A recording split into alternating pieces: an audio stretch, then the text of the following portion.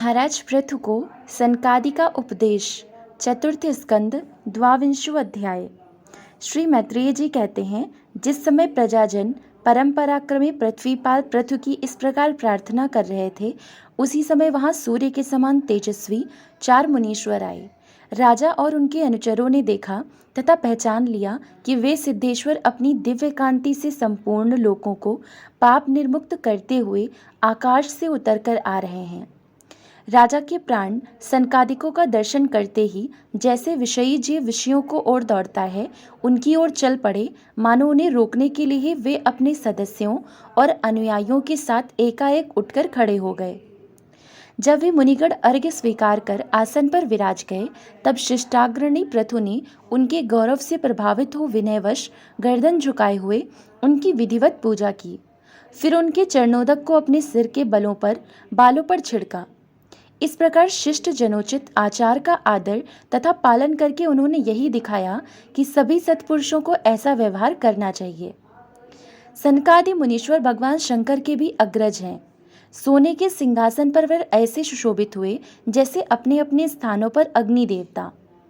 महाराज पृथु ने बड़ी श्रद्धा और संयम के साथ प्रेम पूर्वक उनसे कहा। पृथु जी ने कहा, मंगलमूर्ति मुनीश्वरों, आपके दर्शन तो योगियों को भी दुर्लभ हैं।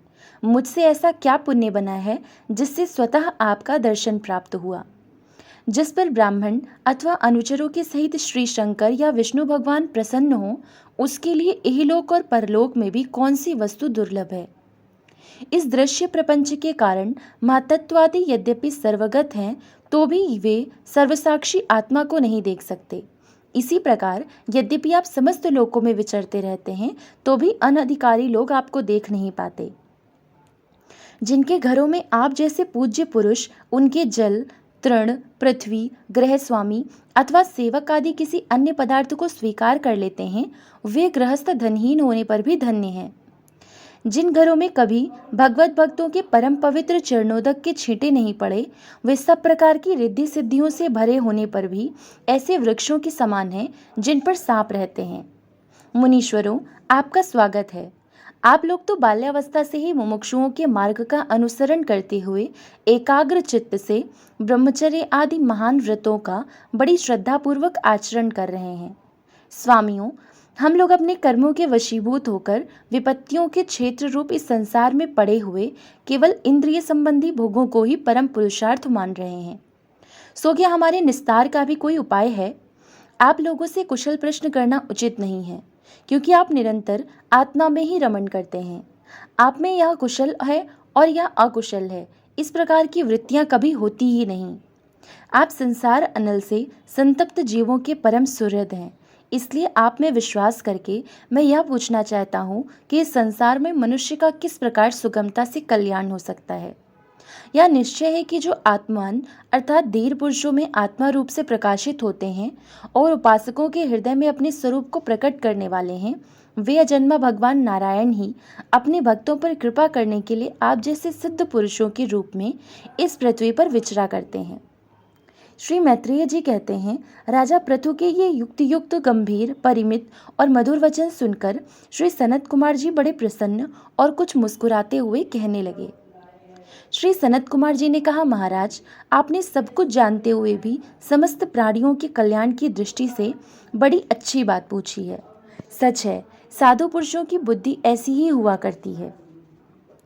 सत्पुरुषों का समागम श्रोता और वक्ता दोनों को ही अभिमत होता है, क्योंकि उनके प्रश्नोत्तर सभी का कल्याण करते हैं। राजन, श्री मधुसूदन भगवान के चरण कमलों के गुण अनुवाद में अवश्य ही आपकी अविचल प्रीति है। हर किसी को इसका प्राप्त होना बहुत कठिन है, और प्राप्त हो जाने पर यह हृदय के भीतर रहने वाले उस वासना रूप मल को सर्वथा नष्ट कर देती है, जो और किसी उपाय से जल्दी नहीं छूटता। शास्त्र जीवों के कल्याण के लिए भली भांति विचार करता है। विचार करने वाले हैं उनमें आत्मा से भिन्न देह आदि के प्रति वैराग्य तथा अपने आत्मस्वरूप निर्गुण ब्रह्म में सुदृढ़ अनुराग होना, यही कल्याण का साधन निश्चित किया गया है। शास्त्रों का यह भी कहना है कि गुरु और शास्त्र के वचनों में विश्वास रखने से, भागवत धर्मों का आचरण करने से, तत्व जिज्ञासा से, ज्ञान योग की निष्ठा से, योगेश्वर श्रीहरि की उपासना से, नित्य प्रति पुण्य कीर्ति श्री भगवान की पावन कथाओं को सुनने से, जो लोग धन और इंद्रियों के भोगों में ही रत हैं उनकी गोष्ठी में प्रेम न रखने से, उन्हें प्रिय लगने वाले पदार्थों का आसक्तिपूर्वक संग्रह न करने से, भगवत गुणामृत का पान करने के सिवा अन्य समय आत्मा में ही संतुष्ट रहते हुए एकांत सेवन में प्रेम रखने से, किसी भी जीव को कष्ट न देने से, निवृत्ति निष्ठा से, आत्महित का अनुसंधान करते रहने से, श्रीहरि के पवित्र चरित्र रूप श्रेष्ठ अमृत का आस्वादन करने से, निष्काम भाव से यम नियमों का पालन करने से, कभी किसी की निंदा न करने से, योगक्षेम के लिए प्रयत्न न करने से, शीतोष्ण आदि द्वंद्वों को सहन करने से, भक्तजनों के कानों को सुख देने वाले श्रीहरि के गुणों का बार बार वर्णन करने से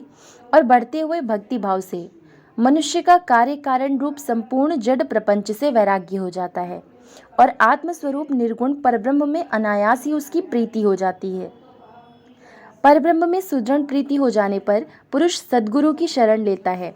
फिर ज्ञान और वैराग्य के प्रबल वेग के कारण वासना शून्य हुए अपने अविद्या आदि 5 प्रकार के क्लेशों से युक्त अहंकारात्मक अपने लिंग शरीर को वह उसी प्रकार भस्म कर देता है जैसे अग्नि लकड़ी से प्रकट होकर फिर उसी को जला डालती है। इस प्रकार लिंग देह का नाश हो जाने पर वह उसके कर्तृत्व आदि सभी गुणों से मुक्त हो जाता है। फिर तो जैसे स्वप्नावस्था में तरह तरह के पदार्थ देखने पर भी उससे जड़ पड़ने पर उनमें किसी कोई चीज दिखाई नहीं देती, उसी प्रकार वह पुरुष शरीर के बाहर दिखाई देने वाले घटपट आदि और भीतर अनुभव होने वाले सुख दुख आदि को भी नहीं देखता। इस स्थिति के प्राप्त होने से पहले ये पदार्थ ही जीवात्मा और परमात्मा के बीच में रहकर उनका भेद कर रहे थे। जब तक अंतःकरण रूप उपाधि रहती है तभी तक पुरुष को जीवात्मा, इंद्रियों के विषय और इन दोनों का संबंध कराने वाले अहंकार का अनुभव होता है, इसके बाद नहीं। बाह्य जगत में भी देखा जाता है कि जल, दर्पण आदि निमित्तों के रहने पर ही अपने बिंब और प्रतिबिंब का भेद दिखाई देता है, अन्य समय नहीं। जो लोग विषय चिंतन में लगे रहते हैं उनकी इंद्रियां विषयों में फंस जाती हैं तथा मन को भी उन्हीं की ओर खींच ले जाती हैं। फिर तो जैसे जलाशय के तीर पर उगे हुए कुश आदि अपनी जड़ों से उसका जल सींचते रहते हैं, उसी प्रकार वह इंद्रियासक्त मन बुद्धि की विचार शक्ति को क्रमशः हर लेता है। विचार शक्ति के नष्ट हो जाने पर पूर्वापर की स्मृति जाती रहती है और स्मृति का नाश हो जाने पर ज्ञान नहीं रहता। इस ज्ञान के नाश को ही पंडित जन अपने आप अपना नाश करना कहते हैं। जिसके उद्देश्य से अन्य सब पदार्थों में प्रियता का बोध होता है, उस आत्मा का अपने द्वारा ही नाश होने से जो स्वार्थ हानि होती है, उससे बढ़कर लोक में जीव की और कोई हानि नहीं है। धन और इंद्रियों के विषयों का चिंतन करना मनुष्य के सभी पुरुषार्थों का नाश करने वाला है, क्योंकि इनकी चिंता से वह ज्ञान और विज्ञान से भ्रष्ट होकर वृक्ष आदि स्थावर योनियों में जन्म पाता है। इसलिए जिसे अज्ञान अंधकार से पार होने की इच्छा हो, उस पुरुष को विषयों में आसक्ति कभी नहीं करनी चाहिए, क्योंकि यह धर्म, अर्थ, काम और मोक्ष की प्राप्ति में बड़ी बाधक है। इन 4 पुरुषार्थों में भी सबसे श्रेष्ठ मोक्ष ही माना जाता है, क्योंकि अन्य 3 पुरुषार्थों में सर्वदा काल का भय लगा रहता है। प्रकृति में गुण शोभ होने के बाद जितने भी उत्तम और अधम भाव पदार्थ प्रकट हुए हैं, उनमें कुशल से रह सके ऐसा कोई भी नहीं है। काल भगवान उन सभी के कुशलों को कुचलते रहते हैं। अतः राजन, जो भगवान देह, इंद्रिय, प्राण, बुद्धि और अहंकार से आवृत सभी स्थावर जंगम प्राणियों के हृदयों में जीव के नियामक अंतर्यामी आत्मा रूप से सर्वत्र साक्षात प्रकाशित हो रहे हैं, उन्हें तुम वह मैं ही हूँ ऐसा जानो। जिस प्रकार माला का ज्ञान हो जाने पर उसमें सर्प बुद्धि नहीं रहती, उसी प्रकार विवेक होने पर जिसका कहीं पता नहीं लगता, ऐसा यह मायामय प्रपंच जिसमें कार्य कारण रूप से प्रतीत हो रहा है और जो स्वयं कर्मफल कलुषित प्रकृति से परे है, उस नित्य मुक्त निर्मल और ज्ञान स्वरूप परमात्मा को मैं प्राप्त हो रहा हूँ। संत महात्मा जिनके चरण कमलों के अंगुली दिल की छटकती हुई छटा का स्मरण करते हैं, संत महात्मा उनके अहंकार रूप हृदय ग्रंथि को जो कर्मों से गठित है, इससे प्रकार छिन्न भिन्न कर डालते हैं कि समस्त इंद्रियों का प्रत्याहार करके अपने अंतःकरण को निर्विषय करने वाले सन्यासी भी वैसा नहीं कर पाते। तुम उन सर्वाश्रय भगवान वासुदेव का भजन करो, जो लोग मन और इंद्रिय रूप मगरों से भरे हुए इस संसार सागर को योग आदि दुष्कर साधनों से पार करना चाहते हैं, उनका उस पार पहुंचना कठिन ही है, क्योंकि उन्हें कर्णधार रूप श्रीहरि का आश्रय नहीं है। अतः तुम तो भगवान के आराधनीय चरण कमलों को नौका बनाकर अनायास ही इस दुस्तर समुद्र को पार कर लो। श्री मैत्रेय जी कहते हैं, विदुर जी, ब्रह्मा जी के पुत्र आत्मज्ञानी सनत कुमार जी से इस प्रकार आत्म तत्व का उपदेश पाकर महाराज पृथु ने उनकी बहुत प्रशंसा करते हुए कहा। राजा पृथु ने कहा, भगवान दीनदयाल श्रीहरि ने मुझ पर पहले कृपा की थी, उसी को पूर्ण करने के लिए आप पधारे हैं। आप लोग बड़े ही दयालु हैं। जिस कार्य के लिए आप लोग पधारे थे उसे आप लोगों ने अच्छी तरह संपन्न कर दिया। अब इसके बदले में मैं आप लोगों को क्या दूं? मेरे पास तो शरीर और इसके साथ जो कुछ है वह सब महापुरुषों का ही प्रसाद है।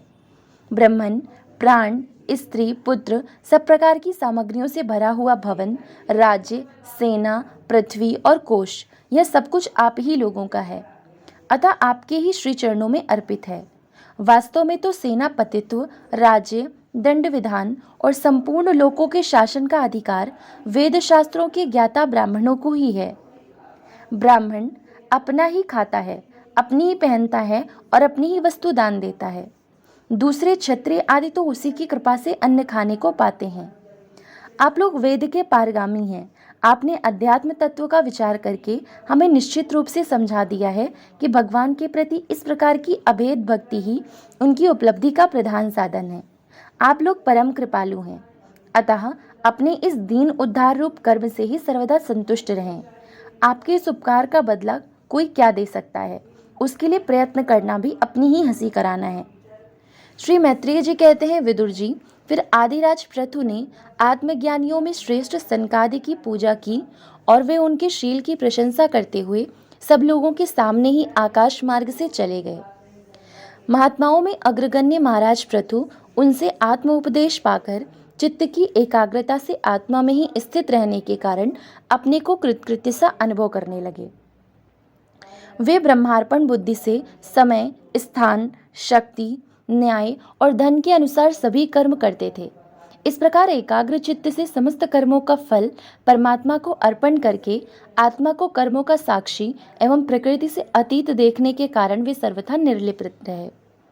जिस प्रकार सूर्यदेव सर्वत्र प्रकाश करने पर भी वस्तुओं के गुण दोष से